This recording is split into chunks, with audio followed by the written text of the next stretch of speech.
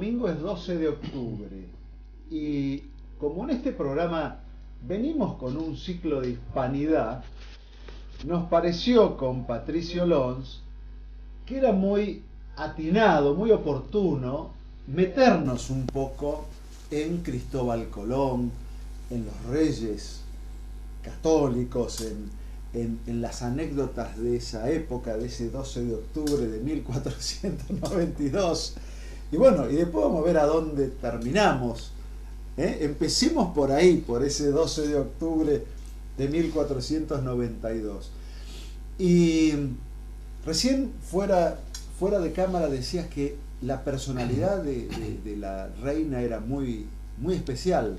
Y era una mujer cautivadora y que se ganaba la confianza de la gente. La gente incluso no opinaba como ella y ella lograba vencerlos porque no le temían, sino que le tenían confianza y terminaban confiando en su criterio. Y hay una anécdota muy graciosa con Colón cuando dicen, bueno, tiene que hacer un segundo viaje. Sí. Y Colón andaba medio con temor, porque él decía, ¿creen que llegué a Asia? Y estoy haciendo cálculos y me parece que me topé con algo en el medio. Que él tampoco estaba muy seguro. Eso vos pensás que fueron... El título adelantado era muy justo, porque era mucho más riesgoso mandarse a ver qué encuentro que, por ejemplo, el viaje del Apolo 11. Claro. El viaje del Apolo 11 ya había un montón de pruebas previas. Sí, bueno, hay un salto tecnológico, lo que quieras, pero fueron con un margen de seguridad. Acá no sabían qué iba a pasar. Una precariedad absoluta. Si ellos no se encuentran con las islas del Caribe, y posiblemente hubiesen muerto en el camino. Claro, ya estaban en el límite, ¿no? Y nadie hubiese sabido nada, porque bueno, se había llegado a América por el norte, los escandinavos, pero esos eran toques que entraban a la zona de Groenlandia, y un poquito ahí el norte de Canadá, sí. Pero te menciono a la reina porque ella fue la gran artífice sí, porque el tema es así, vos pensás que eran Castilla y Aragón, eran dos reinos unidos, sí. Pero Aragón tenía desarrollada la política en el Mediterráneo y Castilla la política en el Atlántico, que chocaba con los intereses de Juan de Portugal. Acordate que Portugal tenía una tradición de navegantes muy importante, era la potencia marítima. Hoy no lo podemos creer, pero en aquel momento Enrique el Navegante, que fue un famoso rey y demás, que le decían así, nunca había navegado, sino que fue un impulsor de la navegación. Y ella confía en el... De hecho, Colón le lleva la propuesta a Juan de Portugal, sí. Que le parece un absurdo, y cuando lo va a ver a los reyes católicos, intuitivamente ella confía en él. Porque, a ver, Isabel la Católica, justamente su título estaba muy bien dado, era una mujer de mucha fe y razonaba su política de acuerdo, viste, a los evangelios, a la doctrina de la iglesia y demás. Ella tenía como una visión de que el mundo tenía que continuar y que su proyecto evangelizador tenía que llegar. Y además porque habían tenido el problema con el Islam. Acordate que los habían echado de Granada. Claro. Viste que el escudo español debajo tiene una granada todavía, que es el símbolo de la toma de Granada. Que fue en el mismo año de 1492. Y ella decía, vamos a seguir teniendo problemas con el Islam.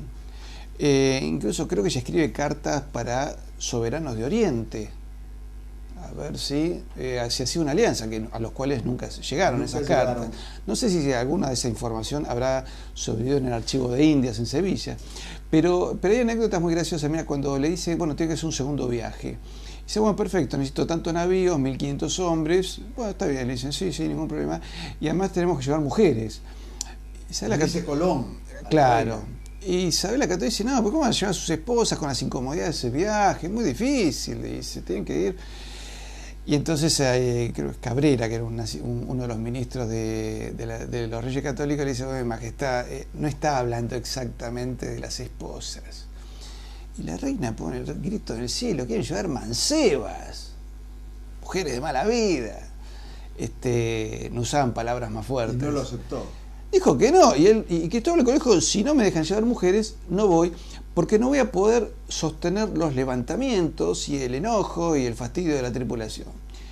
Y ella dice, usted va a ir y no le voy a permitir, y entra una disputa. Y Colón se va. Y entonces Fernando el Católico dice, mira, lo que pide es muy humano, vos entendés, los muchachos, son muchos meses, cuesta. Y ella le dice, lo que pasa es que si una expedición de estas características, los que la hacen no tienen dominio sobre sus propias pasiones, no van a poder dominar la situación y no van a poder llevar una civilización a otra cultura. A pueblos, sí. Ganó ese criterio. Y vos sabés que, Fernando el Católico no estaba muy convencido, porque era Fernando el Católico que la amaba mucho y tuvieron 5 hijos, sin embargo, era un hombre que daba algún pie por ahí afuera, ¿no? Pero termina confiando en el criterio de ella. Y ella dice, a ver cuál es el problema, el dominio de sus pasiones. Entonces llama a un fraile de la orden de los mínimos, que era una orden muy pobre, y le dice, necesito que haga esto, que ayude a estos hombres a sobrevivir en la continencia en un viaje tan largo. Y dice, cómo no. Y cuando habla con Colón, Colón se vuelve a enojar y ella le explica de buenas maneras. Van a un jardín y le explica, si vos no lográs dominarte, ¿cómo vas a llevar una civilización? Me dice. Y él se arrodilla, le besa la mano y dice, tiene razón, dice, la única mujer que llevaremos en la mente es el retrato de su majestad. Mira. Y lo convence. Es más, él medio la traiciona con Juan de Portugal y ella lo hace llamar y le dice, ¿puedo o no puedo confiar? Y él le dio tanta vergüenza que se entregó de pies y manos a ella. Claro. Y luego los reyes católicos, que además lo retaron porque hubo abusos de marineros y hubo algunos problemas en las islas, y ella lo fue convenciendo. Y de hecho se le otorgaron después títulos y honores que permanecen actualmente. Puede ser que, por ejemplo, el título de Gran Almirante de la Mar Océana, sí, todavía hoy lo porta un descendiente de Colón. Ah, mira. Que hay un caso particular que además es vicealmirante de la Armada Española. Pero si no lo fuese, el título de Gran Almirante de la Mar Océana y de adelantado lo puede portar la familia. Tiene el título Marqués de Jamaica, son la familia Colón, Duque de Vega, y sin embargo terminaron haciendo lo que ella quería. Decía que ni siquiera Fernando se resistía a la personalidad de su esposa. De Isabel. Son tantas las líneas por las que podemos transitar que por supuesto no nos va a alcanzar este bloque en el que nos estamos adhiriendo al 12 de octubre, pero son 522 años del descubrimiento, pero de pueblos originarios son 10.000 más o menos. 10.000 años. Sí. Lo que pasa, todo está grabado. Para evitar incluso ese conflicto indigenista que hay, sí, vamos a aclarar que, digamos, las primeras tribus que fueron llegan de Asia por el estrecho de Bering, sí, que en algún momento estuvo sólido. Sí. Se supone que por algunas canoas llegaron también de Oceanía. De hecho, en exámenes genéticos que se han hecho con tribus americanas hay el mismo genoma que algunos pueblos de Mongolia. Sí, exactamente. Hay parecidos entre algunas lenguas aborígenes, incluso en territorio argentino, que tienen claras similitudes con dialectos chinos y de japonés antiguo. Entonces, de hecho, los primeros inmigrantes chinos que llegan ya al Perú independiente se entendían con los aborígenes peruanos sin ningún problema y se sintieron enseguida identificados, a punto tal que Perú tiene una colectividad china muy grande. Claro. El 9% de la población peruana es de origen chino. Ahora, por eso digo, cuando nosotros en este momento miramos América o Latinoamérica, tenemos que ver todo eso en esa base. Y vos sabés que lo que es interesante, Martín, cómo logra España, fundir esas culturas. Porque cuando acá se relevó a lo largo de mucho tiempo, se detectaron en total unas 500 lenguas, de distintas tribus, ¿no? Con mayores o menores parecidos, ¿no es cierto? Pero eran ágrafas, o sea, distintas tribus desarrollaban un lenguaje, pero no lo podían escribir. Claro. No, todas hablaban, algo hablaban. Hablar sí, pero no pero ninguna eran todas ágrafas. Y la primera que, los que empiezan a crear los diccionarios y a convertir en palabra escrita son las congregaciones religiosas, los dominicos, los franciscanos, que hicieron mucho tiempo después los jesuitas, y son los que logran salvar esas lenguas, a punto tal que la orden de los reyes era que había que aprender las lenguas de los pueblos americanos. Y las primeras universidades que se crean se creaban incluso con lenguas en quechua. O sea, acá hubo universidades donde se enseñaba en quechua, y se enseñaba teología, se enseñaba la filosofía griega, se enseñaba matemáticas, y en las lenguas originales. Y te digo más, ¿cómo habrá sido que los hijos de los caciques fueron ennoblecidos por Castilla y se otorgaron títulos de don y títulos de nobleza, con los blasones típicos de un título de nobleza? Y la primera queja, primer informe con una queja sobre los encomenderos que le llega a Carlos V, que era Carlos I de España y V de Alemania, la escribe un aborigen absolutamente alfabetizado en un castellano perfecto del siglo XVI, donde hace todo un relevamiento de aciertos y errores. Un informe completo que hace que Carlos V tome medidas extraordinarias para evitar abusos de encomenderos. La economía se puede globalizar, está globalizada, Sí. pero la cultura, cada región, cada lugar la defiende. Sí. Es decir, la cultura se globaliza la información, pero no el hecho cultural. Y sería terrible que seamos todos iguales. Nos empobreceríamos y terminaríamos en una decadencia de todo el género humano, ¿no es cierto? Claro. Entonces, cuando miramos México, cuando miramos Perú, cuando miramos, qué sé yo, Colombia, nos estamos mirando a nosotros mismos. Y claro, porque en realidad lo que hace España es, primero, otorga una lengua unificadora, porque es decir, acá no había estados preexistentes a la llegada de España, estos eran todos tribus. Claro. Algunas tribus ni siquiera eran originales, los aztecas no eran originales de Mesoamérica, No. venían más al norte, y los aztecas venían cometiendo un genocidio con todos los pueblos aborígenes. Se llegaron a hacer 10.000 sacrificios humanos en un día. Sí. De ahí que, fíjate que Hernán Cortés, con muy pocos hombres, une a 50.000 indios para acabar en por el odio de las otras. Claro. Entonces, entonces hay un idioma común. Vos pensás que podés caminar desde Ushuaia y hasta California, Miami, hablando en castellano. Claro. Una religión común que acaba con el canibalismo y los sacrificios humanos, porque había canibalismo y sacrificios humanos. Todo eso se acaba. Y se logra un impulso civilizatorio. Vos pensás que España, cuando se va de América, ya había dejado 25 universidades. Claro. En cambio, Inglaterra, cuando se va de las colonias americanas, no había dejado nada. Patricio, hemos hecho el aporte por este 12 de octubre. Vos sos un columnista casi permanente nuestro, así que mira, me anoté tantas cosas por donde podíamos transitar. Por ejemplo, me hubiese gustado hablar de la organización institucional de los españoles, que hoy seguimos discutiendo reformas, pero hay un tronco de esa organización institucional que está muy vigente. La Real Audiencia, el Cabildo, los gobernadores, los regidores, exacto, que funcionan bien. Entonces, para la próxima nos metemos en otros temas específicos, pero creo que en este 12 de octubre hiciste un buen aporte.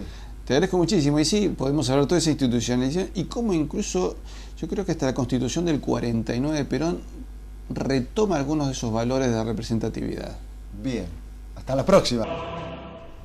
Bueno, bienvenidos a este especial de TV1. Agradecemos a todos los que nos estén acompañando y, como siempre decimos, si entra a través de Facebook, ponga me gusta. Si entra a través de YouTube, suscríbase y ayúdenos a difundir toda la verdad primero, que es un gran esfuerzo que hacemos a través de este medio de comunicación. Como habremos visto en el inicio del programa, lo dedicamos exclusivamente a el Día de la Raza, 12 de octubre.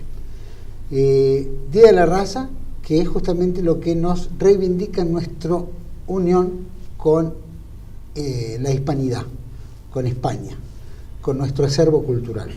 Y por supuesto, acompañada de la cruz, ¿no es cierto?, de la evangelización, que fue lo importante en todo nuestro acervo cultural. Pero ¿qué pasa?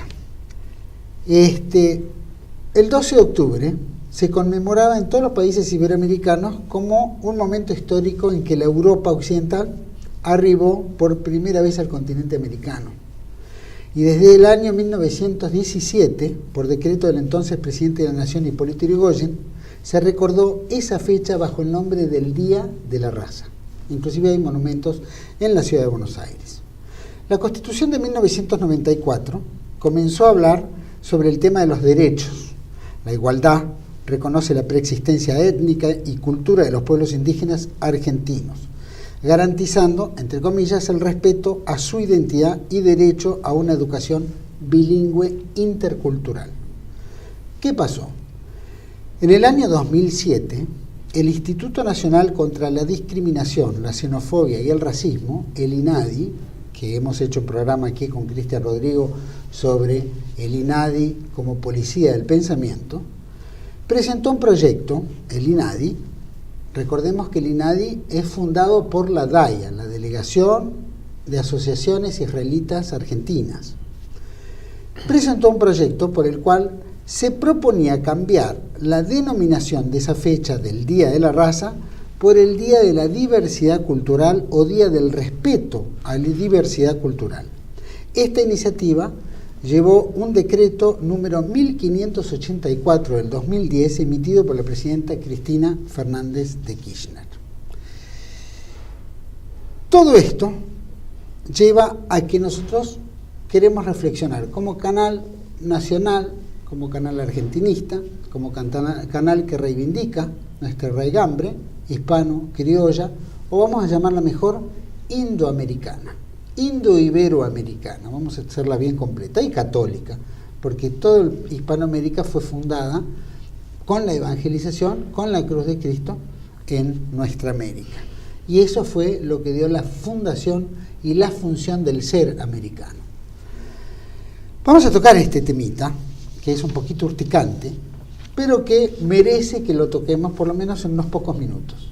Y para mí es un placer presentarlo a Patricio Lons, periodista y investigador cultural, investigador histórico, llamémoslo, y experto en la hispanidad. Así que gracias, Patricio, por estar aquí conmigo. Gracias por invitarme, y es un gusto nuevamente estar acá en TV1. Pero para nosotros es un placer tenerte.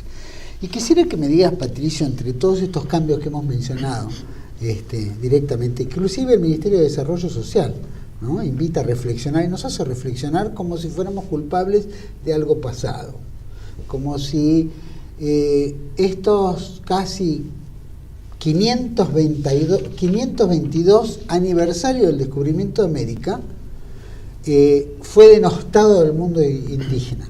Bueno, la dirigencia política nuestra, parece, le gusta crear un sentimiento culposo a todos los argentinos. En España ocurre lo mismo. Sobre todo es muy fuerte después de la Guerra de Malvinas. La idea es que no sintamos orgullo de nada, que aborrezcamos nuestra historia, que nos sintamos culpables de cosas que no somos culpables. Pero fíjate que nunca se destacan nuestros logros, nuestras glorias, que son muchas, ahora son muchísimas. Sobre eso se tapa. Pregúntale hoy a un abogado de 30 años que te hable de las invasiones inglesas. No tiene la más remota idea. Te mezcla las invasiones inglesas de 1806 y 7 con la guerra de Malvinas, con el golpe de Estado, hace una mezcla y resulta que parece que Galtieri estuvo en 1806 y Liniers en 1982 y nadie sabe nada. Que Juan Manuel de Rosas era nazi. También, que era nazi, y que hizo el golpe del 76, que tampoco era nazi. Bueno, y mezclan todo y hacen una buena ensalada. Con lo cual se destruye. Y sí, porque se destruye el pensamiento. Hay un no pensamiento, hay un vacío de inteligencia. Irigoyen es muy claro, él rescata esa fecha y se convierte en la fecha de asunción de mando presidencial.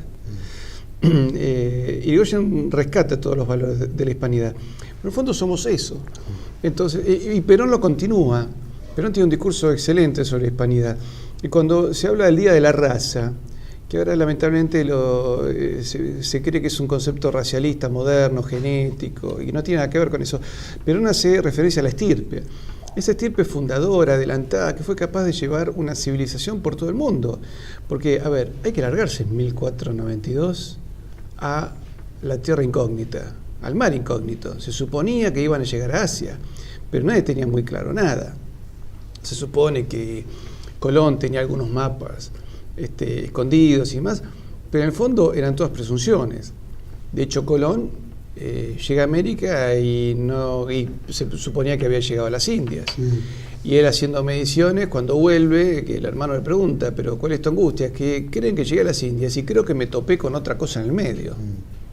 Entonces es hasta varios años después, cuando se logra llegar a los mares del sur, o sea, al Pacífico, que se crea el reino de Darien y demás, que se dan cuenta que que era un continente en el medio.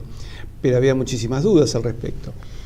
Entonces, cuando me hablan de en la Constitución de 1994, el tema de la ley que es el Día de la Diversidad Cultural y demás, tratando de denostar el carácter hispano-católico que nos fundó, es una manera de denostar toda nuestra tradición.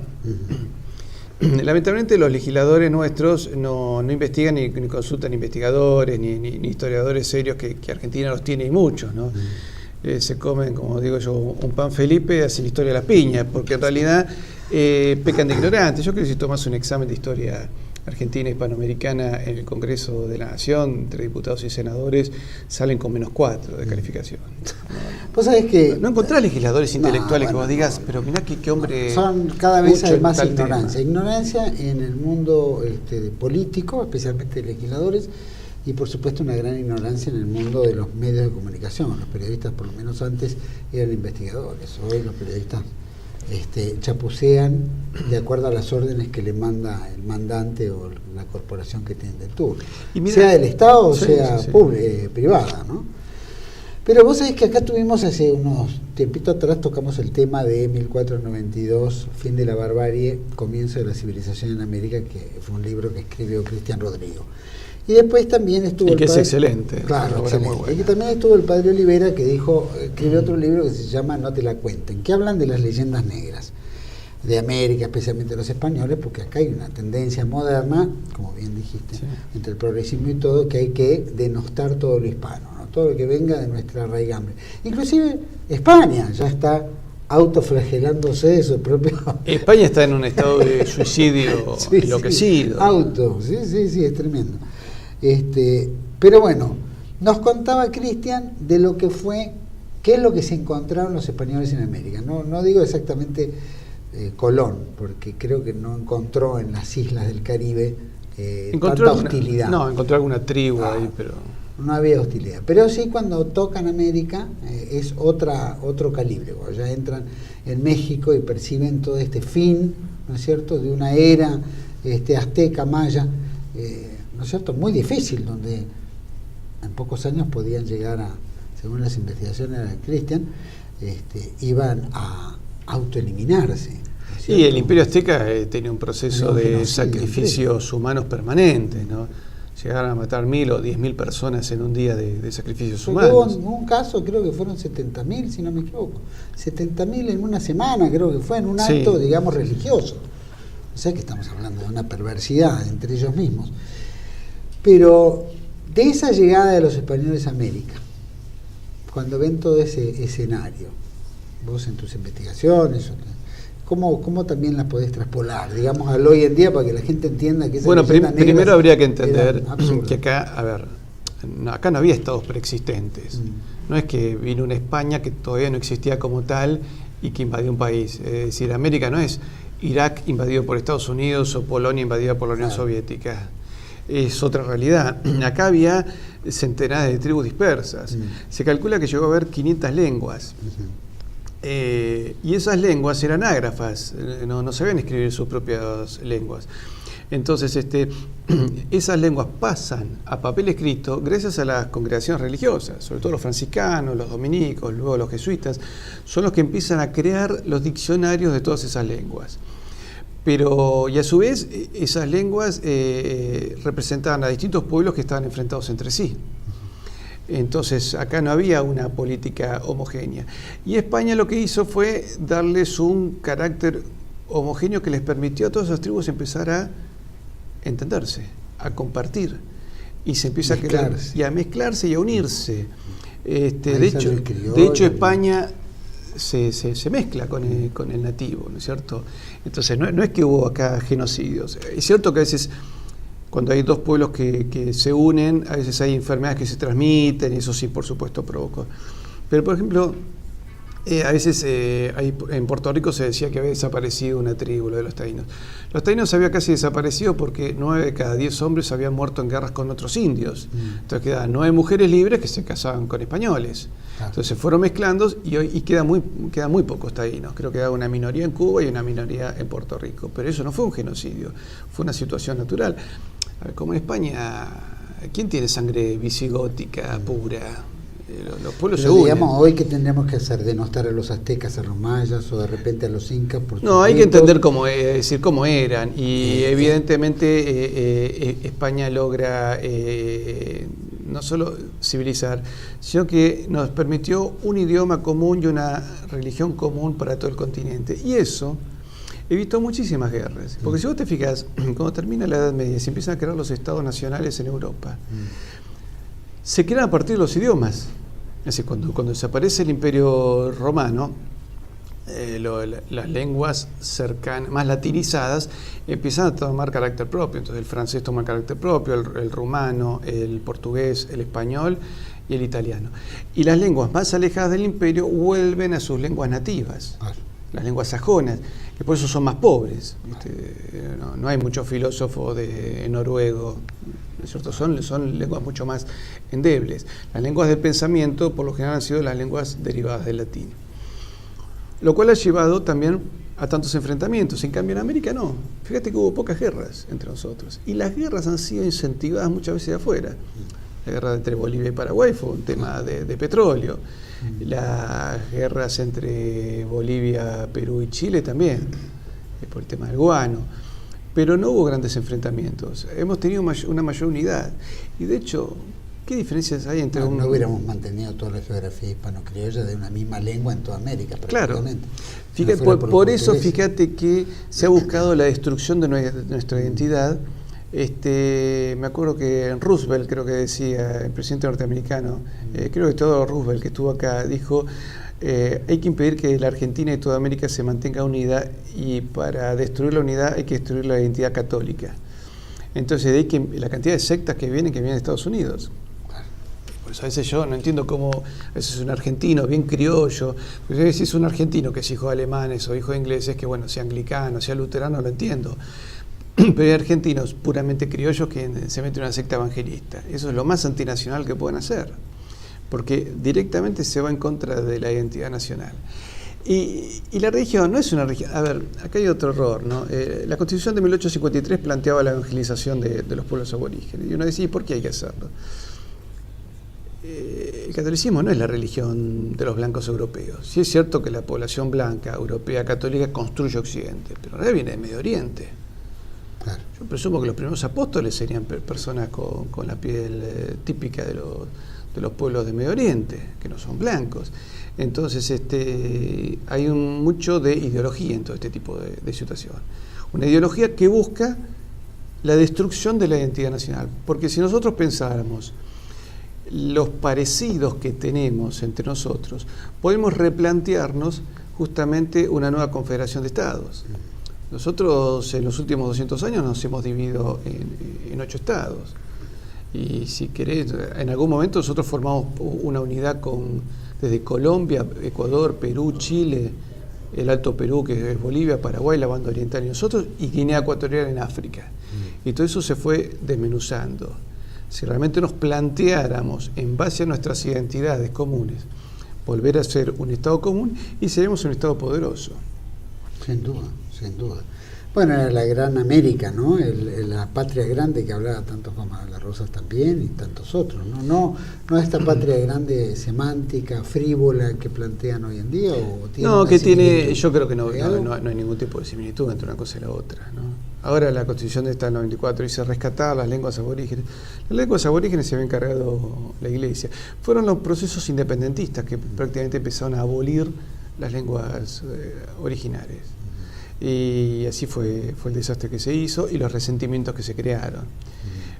Pero en realidad, y además el tema de la hispanidad, no es un concepto, porque uno lo ven como un concepto derechoso, de catolicismo ultramontano. Fíjate que Manuel Ugarte, que era socialista, él planteaba una Hispanoamérica unida. Pero Perón también lo planteaba desde otra posición. Pero incluso vos sabés que hasta León Trotsky, un día hablando con socialistas argentinos, le dijo, es imposible una revolución socialista en América, porque ustedes son un solo país y viven 25 estados. Traten de unificarse, desarrollar un estado, un capital nacional y después hagan la revolución. Y lo decía Trotsky, fíjate que está en la otra punta del perfil, del arco ideológico.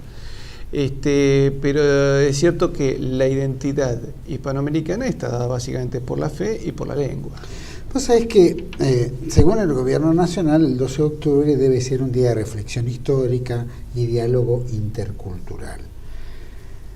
Y sería bueno que dice los, esto, deja que los atrás, qué sé yo, reflexionen. los excesos, el proceso de la conquista de América, en fin. ¿Hubo en algún momento que se atentara? Por ejemplo, vamos a hablar de nuestro país, ¿no? En realidad, porque es donde guadañan el Día de la Raza, ¿no? ¿Hay algo que nosotros nos tengamos que sentir culpables contra alguien, contra un mundo aborigen, originario, llamémoslo entre comillas, como para decir, no tiene que existir la raza, o la raza implica solamente la española? No, mira, habría que preguntar contar cuál era la relación. Por eso te decía, sería bueno que los políticos reflexionen. ¿Cuál era la actitud de los pueblos aborígenes, incluso antes de la independencia? Muchísimos habían accedido a título de don y títulos nobiliarios. Muchísimos, sobre todo en Perú. Bueno, todos tenían. Sí, pero a los caciques se les había otorgado títulos, blasones y escuelas para sus hijos, ¿no es cierto? Y tierras reconocidas y tierras con una fuerte autonomía donde estos caciques, muchos de ellos ennoblecidos, tenían directamente autoridad. Todos esos derechos se van perdiendo a partir de 1810. Y vos tenés, por ejemplo, la población charrúa que estaba en la banda oriental fue masacrada después de la independencia, en un proceso de sistemática masacre, a punto tal que los últimos fueron llevados a Bélgica y expuestos en un zoológico. Fue todo un escándalo cuando la población belga, al descubrir que eran seres humanos, se quejó y fueron liberados. Y algunos de ellos quedaron. Quiere decir que la república, o la democracia, entre paréntesis, trajo esos enfrentamientos. Los más movimientos, que el virreinato, llamémoslo, los movimientos independentistas acabaron con los derechos de todos ellos, acabaron con las propiedades de los indígenas sobre la tierra. Pero vos tenés, por ejemplo, en 1806, cuando se produce la primera invasión inglesa, después del triunfo del 12 de agosto, el día de la Reconquista, un tiempo después se estaba analizando en el Cabildo preparar un ejército para una posible nueva invasión. Y llegaron 16 caciques al Cabildo de Buenos Aires. Piden hablar y uno de ellos habla en nombre de todos y dice: reprochamos a nuestro buen rey soberano don Fernando VII que no nos haya convocado para echar a la basura inglesa.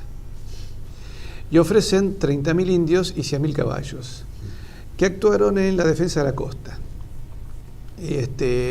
Algunos dicen que hubo una carga de caballería sobre las tropas de Whitelock en la segunda invasión inglesa, una carga de caballería indígena, pero ellos mismos reprochaban el no haber sido considerados. Y de hecho, cuando se produce la guerra de independencia, vos tenés que el ejército realista estaba formado casi todo por indios voluntarios, ¿no es cierto? Que siguieron luchando hasta después de la batalla de Ayacucho, 1826 en la isla del Chiloé, 1832 en Colombia, y algunos se fueron a España. ¿Cierto? No te olvides que había también nativos criollos, algunos ya con sangre indígena, que participaron, por ejemplo, en la batalla de Trafalgar. Hay proto-argentinos que lucharon por el rey de España en la batalla de Trafalgar, mucho antes de 1810, ¿no es cierto? Entonces, las cosas no son tan como se dicen. En realidad, ese pueblo aborigen era profundamente defensor de la tradición hispánica. Hay un periodista mapuche que dice, al comienzo, como todos los encuentros entre culturas, hay choques. Dice, nosotros el primer choque que tuvimos con los españoles, sobre todo los mapuches, fue un choque violento. Pero fueron los españoles los que nos permitieron, por ejemplo, pasar a papel nuestra lengua y salvarla. Son los españoles los que nos enseñaron a edificar viviendas, hospitales y escuelas. Así que en realidad, a pesar del primer choque que tuvimos, debemos agradecerle a España. Y sí es cierto que hubo en un momento, en el siglo XVI, en la zona de, podemos decir, Centroamérica, en algún momento en el Perú también, algún abuso de algunos encomenderos. Siempre pasa eso. Pero a ver, Juan Manuel, no tenemos abuso de nuestros concejales, legisladores, gobernadores. La Presidenta de la República. Claro, y tenés uno que dice, si no te gusta que yo use el avión para que vaya a salir con mi novia, el avión oficial, para que salga con mi novia, presenta una lista y presentate de candidato. Eso directamente es un insulto, es una burla. Pero que lo usen los hijos, o gasten el dinero, o hagan pactos secretos con las empresas de acuerdo a la autoridad que tienen como Estado, pactos secretos, qué sé yo, Claro, Quebrón, esto que se firman, o la deuda externa, o tantas, o la miseria. Que malgasten el dinero público. La inseguridad, ¿no es cierto? Le hicieron un falso diario Clarín para criticar a sus opositores y eso es dinero que sale del ANSES, sale de nuestros bolsillos, no es que sale de la nada eso.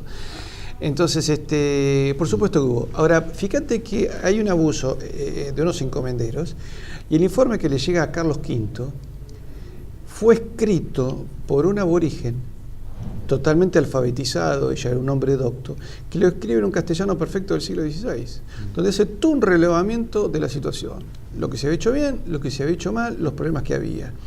Llega Carlos V y Carlos V frena la conquista y envía una comisión para investigar qué era lo que estaba ocurriendo. Y en algún momento, algunos otros también quisieron abusar de los indios, esclavizarlos y decir, hasta plantearon que no eran seres humanos. Entonces, Carlos V hace intervenir a la Santa Sede, se produce lo que se llama controversia de Valladolid, donde se analiza el tema, y no, son seres humanos, y es la Iglesia la que sale en defensa de los pueblos aborígenes y le pone un freno a los encomenderos. Ahora, estas cosas se corrigen, luego alguien la trampea, se vuelven a corregir, es el devenir de las civilizaciones.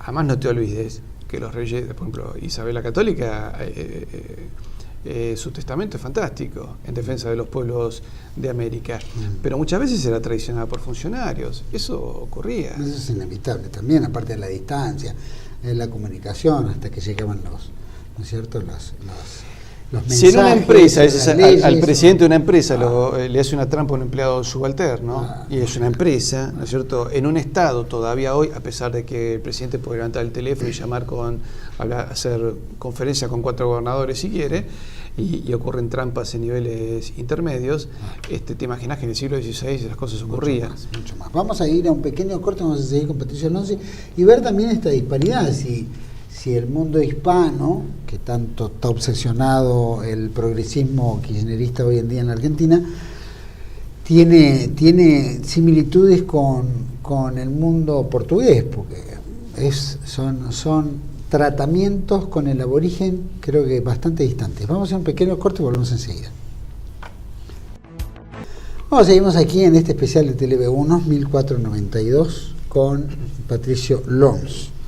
Patricio, te preguntaba en el bloque anterior las diferencias entre el mundo, llamémoslo, si lo groseramente, de abusos que tanto acusan España o los españoles en América con respecto a los aborígenes o los negros o qué sé yo, ¿qué disparidad o qué similitudes o qué comparaciones tenemos con el mundo portugués o anglosajón, por ejemplo? Bueno, mira, la leyenda negra que está tomada... Digo, porque el mundo anglosajón es el que más jode en meter acá en nosotros esta culpa contra España. Bueno, entonces sería bueno que los anglosajones recuerden que cuando ellos pisaban un continente no dejaban nadie vivo, ¿no es cierto? La única india que dejaron fue Pocahontas, que incluso vos sabés que es una historia robada. En realidad es un español, Juan Ortiz, un sevillano que es salvado por una aborigen, y ella lo rescata y se lo lleva a otra tribu. Y en esa tribu le vive 10 años y aprende las lenguas, él le enseña el castellano a los aborígenes, le transmite la religión y civiliza a un pueblo. Pero si no, ellos no dejaban hacían tierra arrasada. Fíjate, en Australia fueron juntando a los aborígenes en la península de Tasmania y los masacraron a todos. Quedaron muy poquitos. Quedan una minoría de nativos en Australia, pero es un pequeño porcentaje. En la India mataron de a decenas de millones por hambre, fomentando enfrentamientos, utilizándolos como tropa. Los hindúes se salvaron porque eran una población millonaria, pero un país muy habitado, era una región en realidad muy habitada, eran reinos contrapuestos. En China, metiendo el opio, murieron millones de chinos. En África, acordate, las guerras contra los zulúes fueron guerras de masacre. Entonces, en realidad Inglaterra, donde pisó, trató de dejar el terreno sin gente. Y de alguna manera, fíjate que ocurre hasta con nosotros. Fíjate todos estos acuerdos mineros. ¿Por qué en todas las provincias mineras aumentó tanto el cáncer? ¿Por qué se fomenta la destrucción de la familia? Que la gente no se case, que no tenga hijos, si los tiene, que los aborte, de distintas maneras. Entonces, nosotros tenemos una población casi, te diría, estancada en cuanto a cantidad de gente. Para el territorio que tenemos, que políticamente, llamémoslo, políticamente, económicamente y estratégicamente, ¿no? En 10 años lo que aumentó de población argentina es una población de inmigración no calificada, y incluso de pueblos que no tienen nada que ver con nuestra historia, nuestra tradición, ¿no es cierto? Y que genera choque, genera delito, y de hecho, si uno le pregunta los informes de la Policía Federal, hay barrios donde se sabe que el delito está manejado por bandas de determinados países, ¿no es cierto? Entonces, pero volviendo España es al revés, al contrario, se fue integrando. Los ingleses, para tapar sus culpas, crean la leyenda negra junto con los holandeses. Hay un holandés que plantea todo este tema, y hace un libro con dibujos de mostrar a los españoles cometiendo carnicerías aquí y allá. Entonces, que eran por lo general las carnicerías que los holandeses cometían también. O que los ingleses, ellos tenían letra propia para inventar leyendas. Y los portugueses sí eran esclavistas. En Castilla el tema de la esclavitud fue algo que Isabel la Católica lo fue reduciendo hasta terminarlo, ¿no es cierto? Fernando el Católico terminaba haciendo siempre lo que quería Isabel.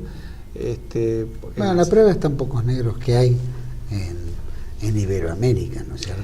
Fuera de Portugal, fuera de Brasil, perdón. Brasil, que es colonia portuguesa. Y después tenés negros en las colonias inglesas, como por ejemplo Jamaica.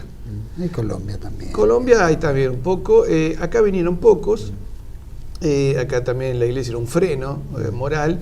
Y después algunas congregaciones los educaban, los alfabetizaban medio en secreto.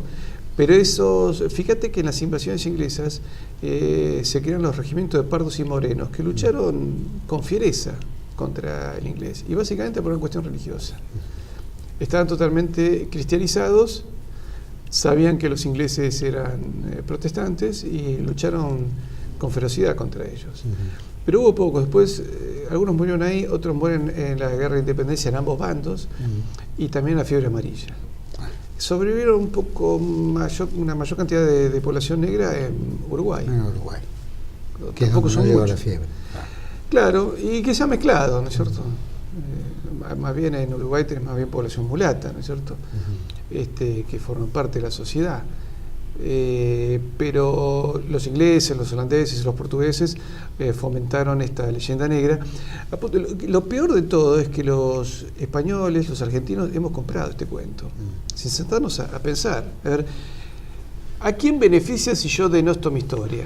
Primero me tengo que poner a plantearme eso, ¿cierto? Son un poco estos Piña y todos estos que terminan trabajando, en el fondo siempre han terminado trabajando para los ingleses de alguna manera, que han buscado la desunión permanente entre los pueblos de América. Incluso este acercamiento que hay hoy en los pueblos estaba en base a conceptos más ideológicos que culturales, ¿no es cierto? Y tampoco se logran grandes concreciones, porque se va a decir, bueno, desde el Mercosur a fecha, en 30 años, hemos logrado borrar las fronteras y tenernos una moneda única y una política económica en común y una política militar en común. Bueno, podríamos decir que hemos tenido algún resultado, pero creo que han sido más bien escasos. El Mercosur todavía es un sistema de conflicto, ¿no es cierto?, donde nosotros hemos reducido nuestra capacidad industrial. Es curioso este ataque anglosajón sobre el mundo hispano, porque uno lo ve, por ejemplo, si alguno visitó Washington en el monumento de Lincoln o el monumento de Jefferson, que tienen estas grandes placas a los costados del monumento, donde habla del hombre, las libertades, qué sé yo, el reconocimiento, la interconexión con Dios, ¿no? Bien iluminista, sí. ¿No es cierto? Pero lo curioso es que ellos hasta hace 30 años, los negros, no tenían acceso a los colectivos ni a los baños públicos, ¿viste? Tenía que haber baños para negros, colegios para negros, es decir, y hasta hace poquito los holandeses, ¿no es cierto?, en Sudáfrica. Bueno, y mirá, vos lo nombraste a Lincoln y a Jefferson, ellos eran esclavistas también, claro, o sea, sí. Lincoln antes de la presidencia, él tuvo esclavos. Luego, bueno, toma la bandera de la esclavitud, pero la guerra de secesión tampoco fue por el tema de la libertad de los negros. Había otros intereses. Había dos modelos en disputa, dos modelos económicos. Si no, nos explica por qué hubo negros en el sur peleando en defensa del sur, ¿no es cierto? Ahí hay algo, claro, hay algo que no se entiende. Y Jefferson tuvo hijos naturales con mujeres de raza negra, ¿no es cierto? Es más, algunos de sus hijos, por un tema económico, él mismo los vendió. Y después, bueno, es un prohombre de los Estados Unidos, ¿no? Pero pongamos las cosas en su sitio. Acá ese tipo de villanías no llegaron a ocurrir. No tuvimos un Juan Manuel de Rosas con esclavos, o que bendice a sus hijos. Hizo que Juan Manuel tuvo hijos naturales, pero de alguna manera trató de protegerlos. Pero es el mayor ejemplo de acercamiento al mundo aborigen. Sí, por supuesto. Sus campañas al desierto, y mira que la campaña del desierto de Rosa fue al mundo civilizado. Fue brava, pero la vacunación antivariólica, se vacunaba a los indios, se vacunaba, se enseñaba a trabajar la tierra, se le enseñó a comer vacas porque comía caballos, se le enseñó a prever porque el mundo aborígene reservaba su comida en el día. Después salía a cazar, de acuerdo a la necesidad del hambre que tenía, como los animales. Entonces, se gesta toda una cuestión de prevención. Y de alguna manera se lo incorpora al mundo del trabajo, para que puedan trabajar su tierra, producir, es decir, ocuparse en algo sin tener que atacar a otros. Bueno, y vos sabés que lo que hace Rosas es el concepto castellano de los pueblos. Porque el liberalismo tiene un concepto, es el pueblo. El pueblo es como una entelequia que tiene que votarme a mí, que parece ser que soy el único iluminado y que le dice todo lo que tiene que hacer. En cambio, los pueblos era el concepto castellano, por lo cual había que respetar las características de cada lugar. Y Rosas lo hacía con los aborígenes, de que luego terminaron en buenas relaciones. ¿No es cierto? Lo protegían, ¿no? Protegían todo el saqueo que hacían o los malones que atacaban las estancias. Claro. Por eso fíjate que a ver, el Imperio Español como tal no existió nunca.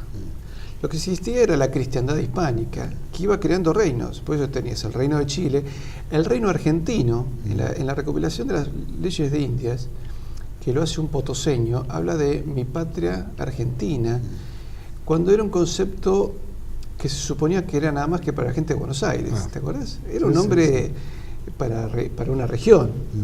Los porteños eran los argentinos, pero fue un nombre que de alguna manera también se toma al interior. Y los distintos pueblos de América eran distintos reinos. Tenés el reino de Quito, el reino de Perú, de que incluso cuando Felipe V es coronado rey de España, los peruanos lo coronan como 22º emperador del Perú. Entonces, todos estos reinos tenían sus autonomías y respetaban sus características, porque además no te olvides que el Imperio Español era transversal de norte a sur. Entonces iba cambiando de clima, de flora, de fauna, y se tiene que ir adaptando. Y además lo impulsaba el espíritu evangelizador. Es cierto, a ver, los encomenderos, las personas que digamos, o incluso los adelantados, venían con intenciones pecuniarias, obviamente, de conquistar riquezas, pero no podían escapar al carácter cristiano civilizador. Mira, una guerra común, la gente que escapa de la guerra, escapa por desesperación, pero también escapa por una mejor vida, es decir, una prosperidad, por tranquilidad. Nadie se mueve de un lugar a otro si es próspero en un lugar. Se traslada si no hay prosperidad y trata de buscar la prosperidad. Acá es un ejemplo permanente. Los argentinos nos hemos materializado, nos importa ahora más la plata, nos importa más saber cuánto tenemos, qué tenemos, lo material, que lo que era lo espiritual, que era lo que más predominaba, por lo menos en parte de nuestra cultura. Y esto sí fue variando, esto sí fue cambiando, y es un poco lo que vos planteás acá. Había otro espíritu, un espíritu evangelizador, más allá de ver si había oro, plata o riquezas, ¿no? Sí, por supuesto. Ahora, y de hecho, además por ejemplo, cuando se habla del tema del oro y la plata, vos sabés que toda la cantidad de metales que se fueron de América a España en 3 siglos, es el equivalente de toda América a la producción de un año de la minería peruana. Y además, eso volvía en elementos. Es decir, vos pensás que los aborígenes pasaron de tardar 40 días para sembrar una hectárea a tardar un solo día. Entonces decía, los indios le decía a los españoles, ¿te gusta el oro? Sí, pero yo quiero asadones, quiero arados, quiero herraduras, quiero caballos. Entonces, con el oro, que para el indio no tenía ningún valor económico, adquirían los bienes que sí tenían un valor concreto, un valor de producción. Entonces, España en esos 3 siglos fue creando también cultura y universidades. Pues fíjate, cuando España se va de acá, dejó 25 universidades fundadas. Cuando Inglaterra le hace la guerra a las 13 colonias americanas, no había dejado nada.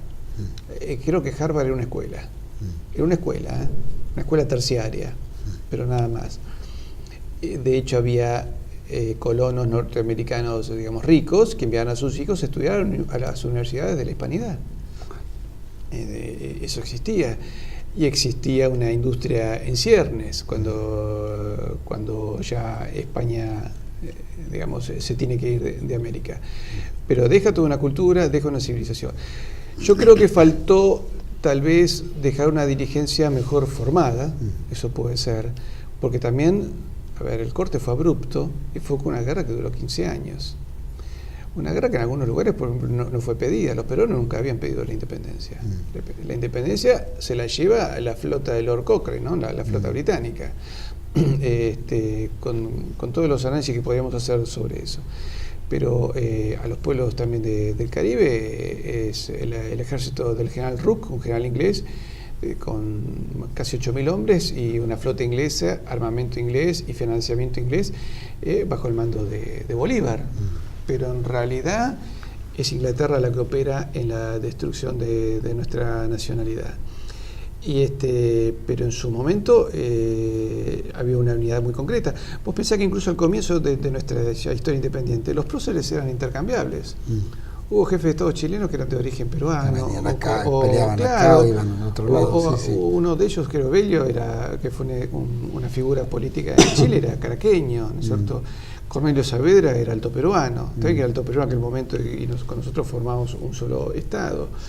Pero hubo un famoso gobernador de Salta que era montevideano, porque adheríamos a un espíritu de una misma civilización. Bueno, no se podía distinguir un sector del otro porque éramos todos un mismo sector. Éramos hijos, ¿sabes qué? De esa magna cristiandad europea que luego se crea en la cristiandad hispánica. Y esa cristiandad hispánica es la que nos trae a nosotros un salto del neolítico a la edad moderna. Vos pensás que en el 1500, 1600, 1800 los indios todavía vivían en taperas y Roma en el siglo I había creado las termas de Caracalla. Entonces, había un trasvasamiento cultural. Pensá que el 90% de la dieta cárnica y cerealera de América fue aportada por Europa. Y América le aportó a Europa el chocolate y tantas cosas más, ¿no es cierto? Tantos productos naturales que llegaban de América a Europa. Pero ahí sí hay un intercambio interesante donde nos enriquecimos mutuamente. Pero lo que no se puede decir es que acá hubo una política de saqueo, ¿no es cierto? Sino que, digamos, el oro y la plata se convirtió en universidades, se convertía en arados, se convertía en desarrollo. Bueno, pero está todo lo que dejó. Claro. ¿No es cierto? La universidad la cruza, es decir, todas nuestras diferentes, digamos, diferencias raciales, entre el criollo, el mulato, etcétera, ¿no es cierto? Todo. Además, si cuando caminás por América... basta verlo, está a la vista. A ver, esto no es una Europa trasladada. Sí, es cierto, España nos trajo, como hemos dicho más de una vez, la filosofía griega, la fe de Tierra Santa, el orden romano y ese coraje español. Pero después la cantidad de amigos que tenemos con la piel oscura es porque tienen sangre india. Entonces esto significa que deberíamos considerar el 12 de octubre como una fecha, llamémoslo patria, sí, o por supuesto, una fecha del Día de la Raza Real. Sí, sí. De la raza, que es ese concepto de estirpe, ¿no? Ese espíritu civilizador. Por eso cuando algunos decían que había que sacar el momento Colón porque era un prócer extranjero, pero eso es una burrada que hasta da vergüenza repetirla. Es decir, no fue vergonzoso, ¿no? Pero por supuesto, nuestros ancestros, por ejemplo, los que tienen ancestros europeos, no hubiesen tenido un continente donde refugiarse. ¿Cuántos que tienen sangre europea que vienen de abuelos, tatarabuelos, que vienen escapando de una guerra, de persecuciones y demás? Si Colón no hubiese traído la Cruz América. Entonces, Colón es un prócer común a todos nosotros. El 12 de octubre debería ser una fecha común a toda la hispanidad, y como algunos emblemas, el emblema de los Reyes Católicos, y deberían estar en cada escuela de nuestro país. La aspa de Borgoña, que es la bandera común con la cual toda América luchó contra Inglaterra incluso, debería ser una bandera común. Yo siempre digo, cuando se hace la cumbre iberoamericana, además las banderas locales, tendríamos que tener la aspa de Borgoña. Y no como algún periodista dijo en el acto del 12 de octubre, había portado la bandera de los Reyes Católicos y dijo, vimos unas banderas raras. Puedo decir que la bandera de los Reyes Católicos, el estandarte de los Reyes Católicos es una bandera rara. Pero bueno, realmente lo que pasa es que se ha perdido. Hay una falta de cultura en los periodistas que da vergüenza. Perdido el contacto en eso. Decime una cosa como última pregunta.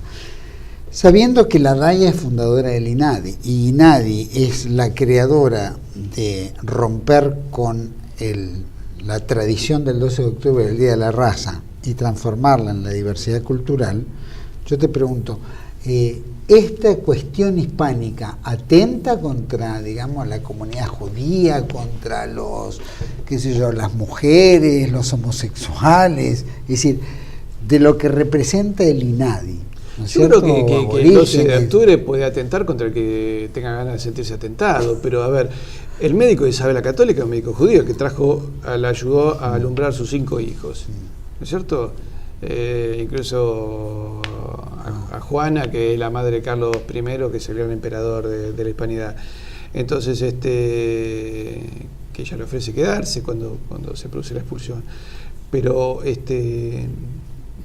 ¿cómo deberíamos tomar nosotros esto? Me parece de que alguna manera no nos ofende que un X grupo, colectividad, que ni siquiera es la colectividad, son, ¿no es cierto?, la delegación de asociaciones israelitas en la Argentina. Mira, incluso ¿Qué tiene que ver ellos, aparte los pro-ingleses y qué sé yo, que siempre están, ¿no es cierto?, como los mapuches que tienen oficina en Londres y tantos otros, que tentan contra nuestra cultura, nuestra fe, nuestra espiritualidad, contra nuestra raigambre, contra nuestro territorio, ¿no? Es como medio violento. Mira, yo lo que le contestaría a todos es, primero, que es una fecha común a toda América, no tiene por qué nadie sentirse afectado.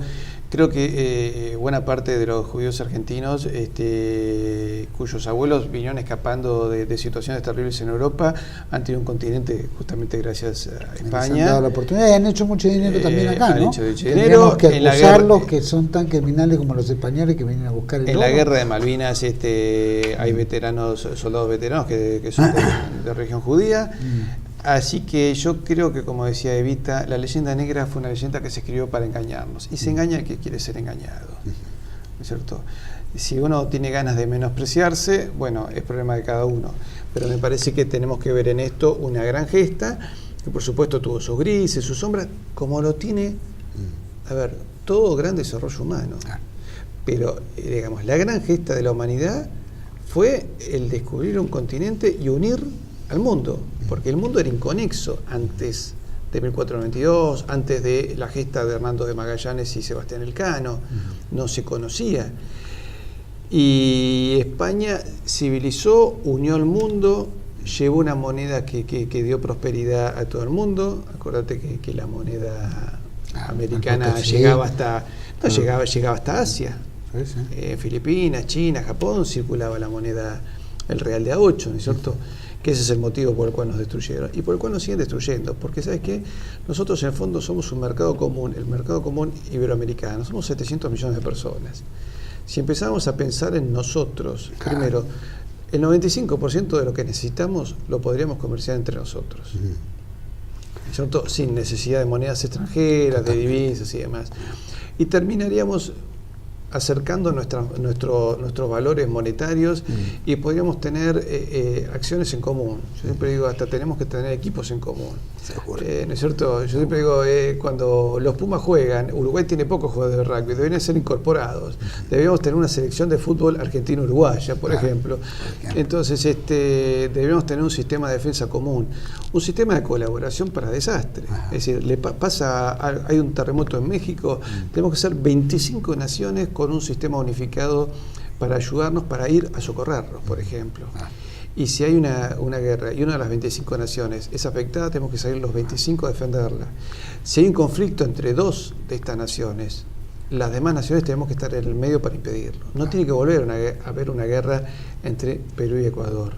entre Bolivia y Paraguay, entre Chile y sus naciones limítrofes, ¿no es cierto? O entre Honduras y El Salvador. Pensé que entre Honduras y El Salvador una guerra por el fútbol, un partido de fútbol hubo 900 muertos. Sí, la guerra del fútbol. Bueno, eso no puede volver a ocurrir.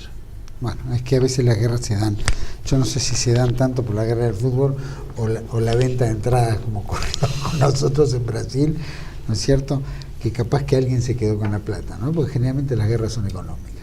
Por lo general tienen sí. un trasfondo económico muy fuerte. Pero nosotros, justamente gracias a España, en nuestro continente hemos tenido pocas guerras. Sí. Toda guerra es lamentable, ¿cierto? Pero hemos tenido pocas guerras. Fíjate que en cambio Francia y Alemania en un lapso de 70 años tuvieron 3 guerras durísimas y 2 de ellas fueron las guerras más bestiales que sufrió la humanidad. Ese tipo de conflictos a ese nivel no hemos llegado a tener. Patricio, muchísimas gracias, fue riquísimo el programa, por lo menos para hacer trabajar un poco la cabecita. Te agradezco mucho. Gracias a vos por haber acompañado. A todos ustedes, como reflexión, en realidad nosotros lo que estamos viendo es que, bueno, pasaron 522 años del descubrimiento de América, hay que denostar todo lo que es español, porque el nuevo progresismo cultural kirchnerista, pro-anglosajón, pro extranjero, porque no es nuestro, nos imponen determinadas leyes, como nos han venido sucediendo con la Constitución del 94, etcétera, etcétera. Pero sí, lo que vemos que es como algo diabólico, ¿no? Como un mal, como un diablo que está suelto. Entonces tienen que confundirnos permanentemente. Nosotros tenemos que odiar a nuestros antepasados como de alguna manera hacen romper el hilo conductor de la familia. Si uno odia a su madre, odia a su esencia. Si nosotros odiamos a España, entonces rompemos nuestro hilo conductor con nuestra madre patria, que nos dio todo. Más allá de, como recién decías, algunos puntos que haya podido haber abuso. Es lógico, en una extensión tan grande, en diferentes expediciones adelantados, hay buenos, malos, como hay en todo. Por lo tanto, eso puede haber ocurrido, pero eso no significa que toda la campaña haya sido terrible, ¿no es cierto? Y que se haya transformado en una leyenda negra donde tenemos que odiar a nuestra esencia de raigambre hispano-criolla, ¿no es cierto? Eso es como que alguien quiere hacer que esto se corte. Y si esto se corta, nosotros perdemos el quiénes somos. Todos tenemos la necesidad de identificarnos dónde estamos. Las madres, abuelas, tías, primos, todo de Plaza de Mayo están buscando a sus padres. ¿Por qué? Porque necesitan el hilo conductor con quién era su padre, su madre, etcétera, para poder hilar y cerrar esas baldosas de su propia historia. Bueno, en nuestra cultura pasa exactamente lo mismo. De la misma manera que se acusa a la España que vino, que a estafar, a llevarse, a matar y qué sé yo, lo vemos en el día de hoy. Pero lo vemos trasladado en una economía con las grandes corporaciones. Vemos en las mineras, lo hidrocarbúrico, etcétera. Y vemos los grandes monopolios anglosajones por general, anglosajones, porque no conozco grandes corporaciones iberoamericanas, pero las anglosajonas están repartidas en todo el mundo, de las cuales se extrae toda la riqueza, y lo podemos ver en nuestro propio país. Entonces, ¿son ellos más antihispanos de lo que ellos alegan contra la hispanidad? Es decir, ¿qué calibre de categoría tendríamos que ponerlo? ¿Por qué, por ejemplo, nosotros que nunca tuvimos ningún inconveniente ni con nuestra lengua, ni nuestra formación, ni nuestra religión, ni nada, tiene que haber una organización como la DAIA, a través de las presiones internacionales, creando el INADI, para que ataque la esencia de lo que hace a nosotros, que es nuestra hispanidad y nuestra religión? Porque se hace eco al poco tiempo la Presidenta de la República en retirar el monumento a Colón, que es la esencia de la hispanidad en toda América. No es que conquistó solamente en Centroamérica, fue y volvió de España, sino que gracias a todo esto es debido a Colón. Si no fuera por Colón no hubiera habido todo esto, o hubiera pasado muchos años después, pero no hubiera habido ni mundo anglosajón, ni mundo portugués, ni mundo hispano. Entonces, si no fuera por Colón, a Colón lo tenemos que venerar, nos guste o no nos guste. Porque no es un problema de gusto, es un problema de historia. Es como hace el gobierno, saca el cuadro de Videla. Podrá gustarnos o no Videla, pero Videla es parte de nuestra historia. Nos guste o no nos guste, no podemos borrar. Así pasó, de la misma manera que este gobierno progresista, anti-argentino, defiende estas cuestiones, y trata de borrar de la historia determinados personajes y perseguir y qué sé yo, que es una cuestión, parece hebraica, porque tiene que ser una guerra perpetua y nunca se tiene que resolver, de la misma manera lo hizo el liberalismo en la Argentina, anulando nuestra historia de la Confederación Argentina. Y Rosas era el malo, entonces no tenía que figurar en ningún lado. Y por supuesto denostarlo.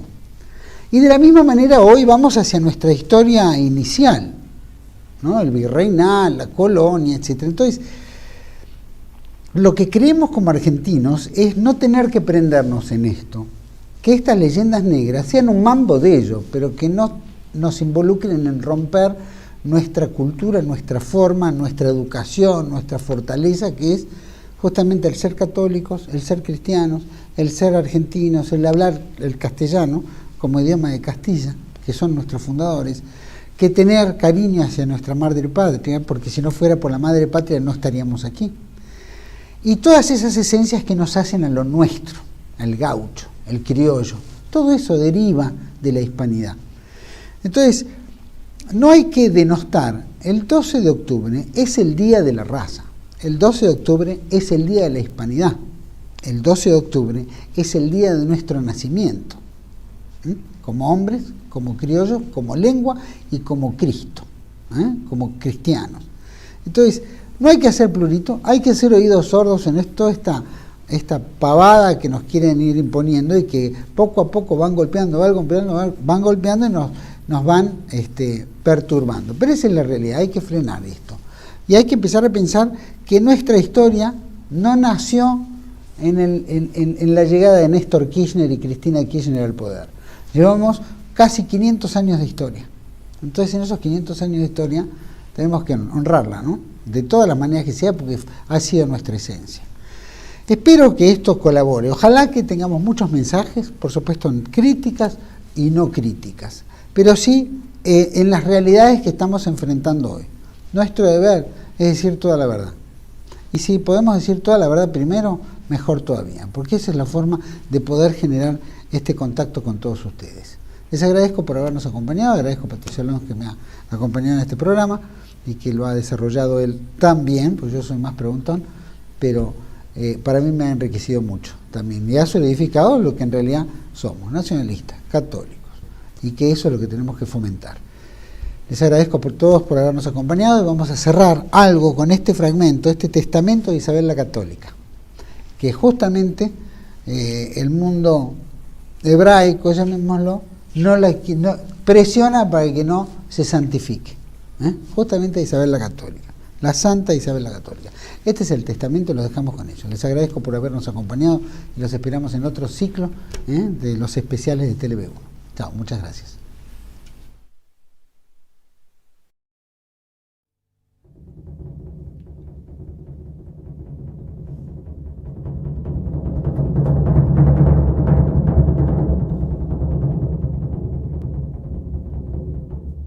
Yo, doña Isabel, reina, estoy preparada para morir.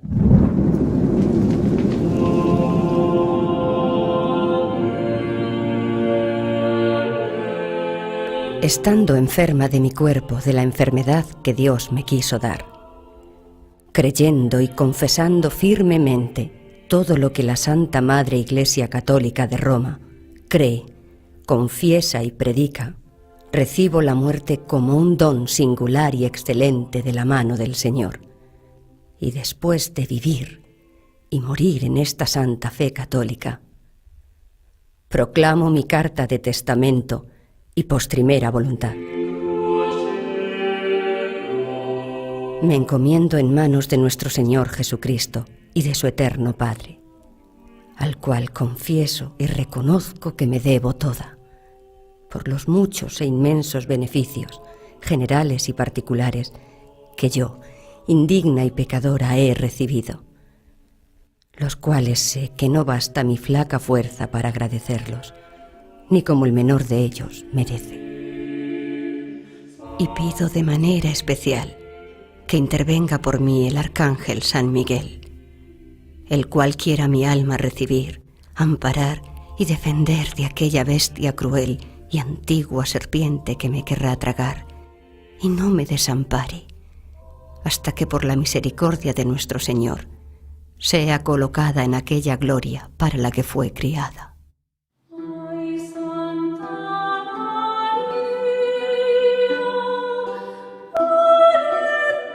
Quiero y mando que mi cuerpo sea sepultado en el monasterio de San Francisco, que está en la Alhambra de la ciudad de Granada, vestida con el hábito del bienaventurado San Francisco, en una sepultura baja que no tenga bulto alguno, salvo una losa baja en el suelo, llana, con sus letras esculpidas en ella.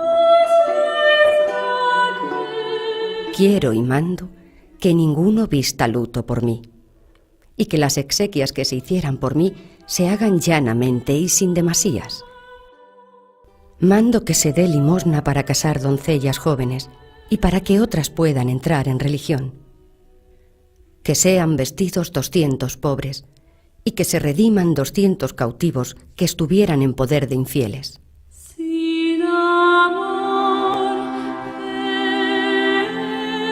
Quiero y mando que si el Rey y Señor eligiera sepultura en cualquier otra iglesia o monasterio de mis reinos, que mi cuerpo sea allí trasladado y sepultado junto con el cuerpo de su señoría.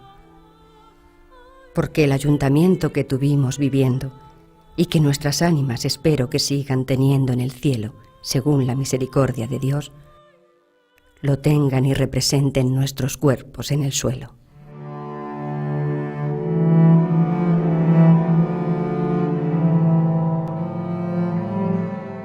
Tras el doloroso fallecimiento de mi hijo Juan, contando con 19 años de edad, de mi querida hija Isabel y de mi nieto Miguel, ordeno y establezco e instituyo como mi universal heredera de todos mis reinos después de mis días a la ilustrísima princesa doña Juana, mi muy querida y amada hija primogénita.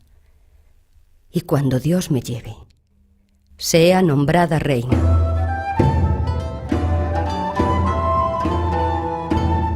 Doy orden de que mis súbditos y naturales les tengan el amor y los sirvan lealmente, como al Rey mi Señor y a mí han servido.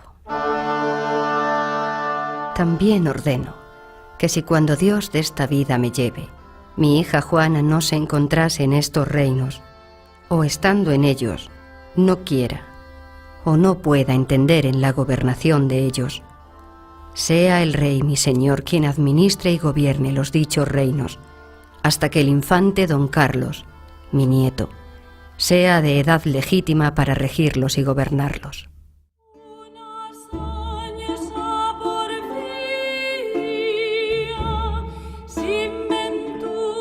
Ruego y mando a la dicha princesa mi hija y al dicho príncipe su marido, que como católicos príncipes tengan mucho cuidado de la honra de Dios y de su santa fe, velando y procurando la guarda y defensa y ensalzamiento de ella, y que no cesen en la conquista de África y de pugnar por la fe contra los infieles, y que siempre favorezcan mucho las cosas de la Santa Inquisición contra la herética bravidad. Deseo que los príncipes miren mucho por la conservación del patrimonio de la corona real y tengan mucho cuidado de la buena gobernación, paz y sosiego de mis reinos, y sean muy benignos y muy humanos con sus súbditos y naturales, y los traten y los hagan tratar bien, y hagan poner mucha diligencia en la administración de la justicia, haciéndola administrar a todos igualmente, así a los chicos como a los grandes, sin excepción, poniendo para ello buenos y suficientes ministros. Pues he sido informada de que algunos grandes y caballeros de mis reinos impedían a los vecinos y moradores de sus tierras que apelasen ante nuestras chancillerías, como estaban obligados, por lo que tales personas no alcanzaban cumplimiento de justicia, y este es un derecho inabdicable e imprescriptible que no se puede apartar ni alienar de la corona real. Ordeno a mis sucesores examinar si las rentas de las alcabalas son de calidad y si se podrían perpetuar y llevar adelante justamente y con buena conciencia, de manera que estas y otras rentas reales se cobren y recauden sin que mis súbditos y naturales sean fatigados, ni reciban vejaciones ni molestias. Encargo a mis herederos que se hagan juntar un prelado de ciencia y conciencia con personas doctas y sabios experimentados en derecho, para que vean las dichas leyes del fuero y las compilen en un cuerpo más breve.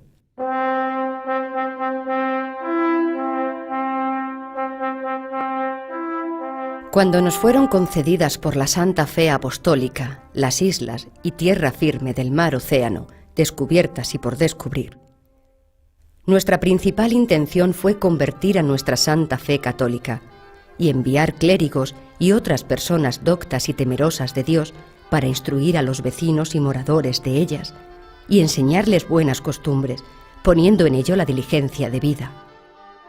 Por ello, suplico y encargo que no consientan ni dejen que los indios, vecinos y moradores de dichas indias, reciban agravio alguno en sus personas ni bienes, y que sean bien y justamente tratados. Mando que mi testamento original, sea puesto en el monasterio de Guadalupe, para que cualquier persona pudiera verlo cuando fuera menester, y antes de que allí se lleve, se hagan 2 copias de él, y que uno de ellos se ponga en el monasterio de Santa Isabel de la Alhambra de Granada, donde mi cuerpo ha de ser sepultado, y otro en la iglesia catedral de Toledo, para que allí lo puedan ver todos los que de él quieran sacar provecho. Yo, la reina.